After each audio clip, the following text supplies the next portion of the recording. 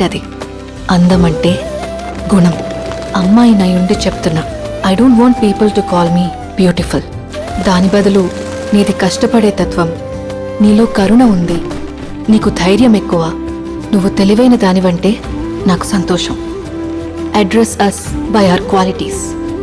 MS Subbalakshmi అంటే భక్తి, అందం కాదు. మదర్ తెరెసా అంటే కరుణ, అందం కాదు. ఐన్ ర్యాండ్ అంటే తత్వం, అందం కాదు.